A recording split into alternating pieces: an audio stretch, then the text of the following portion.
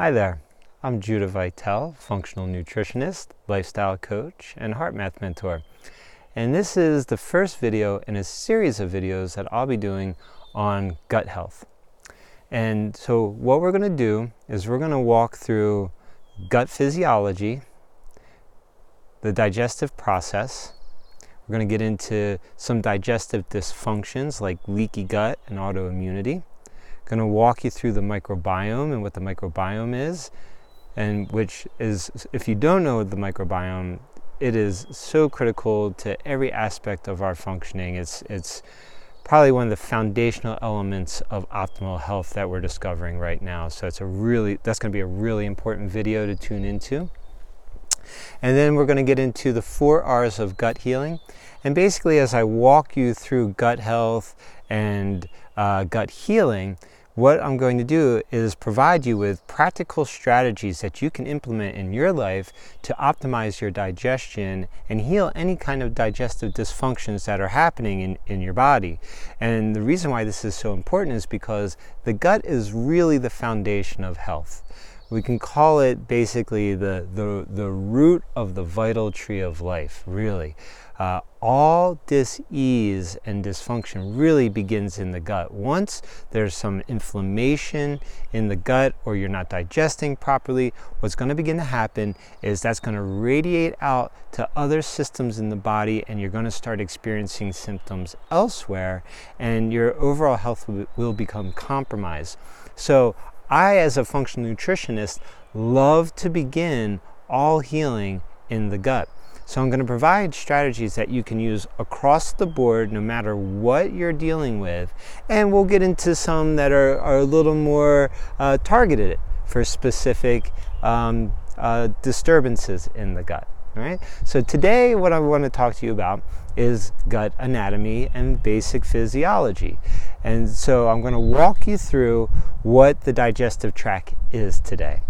And then tomorrow, or in the next video, I'm going to walk you through the digestive process, and so on and so forth. So, beginning with the digestive tract today, the digestive tract really is running from mouth to anus, an open-ended, walled-off tube.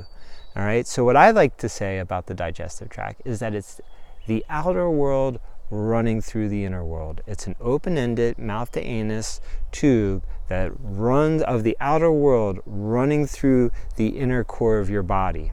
Okay? And it's walled off. You have the intestinal lining, the intestinal barrier, the digestive wall that prevents anything that you take into your mouth from getting into your blood. So it keeps the outer world separated from the inner sanctum of your blood, which is really important. Okay, because we don't want things to get into your blood that don't belong there. In fact, when you put food in your mouth, the only thing that should cross from the digestive tract into your blood would be fully digested macronutrients. So your starches will be broken down into glucose molecules, your proteins will be unraveled into individual amino acids, and then your fats that you consume would be broken down into fatty acids and glycerols. And only those should really cross the lining of the digestive tract into the blood. And those are your nutrients, okay? That's in a healthy digestive tract. So, open-ended, walled-off tube, outer world running through the inner world. And it begins in the mouth. So, in the mouth, then we have the esophagus. The esophagus meets the stomach. The stomach links up with the small intestine, and the small intestine to the large intestine. So what we have is we have 5 distinct sections of the digestive tract. Now, in the digestive tract, we have 70 to 80% of our immune system, which is really fascinating to think that the vast majority of our immune system exists in the digestive tract, and there's a really good reason for that. That's because every time we take something into our mouth that's from the outside world, there's the potential to have bacteria, viruses, parasites get into our system and compromise our health. So what the immune system job is it's the protector of your material integrity. So as we take something into the mouth, the immune system acting with tremendous wisdom, and wisdom is defined as experience, knowledge, and good judgment. So the immune system has experience of what comes into the system. It has knowledge of what is a good guy and what is a foreign invader. And with great wisdom, it acts to either one, give the good things a pass, or two, attack the foreign invaders that don't belong. All right? So the digestive tract is full of immune tissue. So in the mouth, we have the tonsils, which is, that's our first immunological tissue in the digestive tract. Now also, when we mix our food with saliva, when we eat and we produce saliva, saliva has antibacterial properties too. So right off the bat in the mouth, we have antibacterial properties in our saliva, and then we have the tonsils. Right? Once we swallow the food and it goes into the esophagus, where the esophagus meets the stomach is known as the cardiac sphincter, and there we have cardiac lymphoid tissue, and lymphoid tissue is part of the immune system. So right there at the first juncture of the esophagus to the stomach, you've got lymphoid tissue. Where the stomach and the small intestine join up, you have the pyloric sphincter, and you have pyloric lymphoid tissue there. Now, the stomach, just as the mouth secretes saliva, which has antibacterial property in it, the stomach has hydrochloric acid, and hydrochloric acid is incredibly acidic. I mean, it can be anywhere from 0.8 to 1.5, and really acidic when we're digesting our food.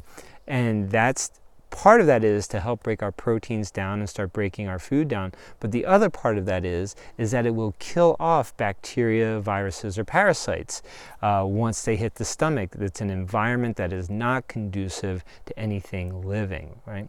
So in a healthy stomach with adequate stomach acid, with strong stomach acid, we have that immunological property as well.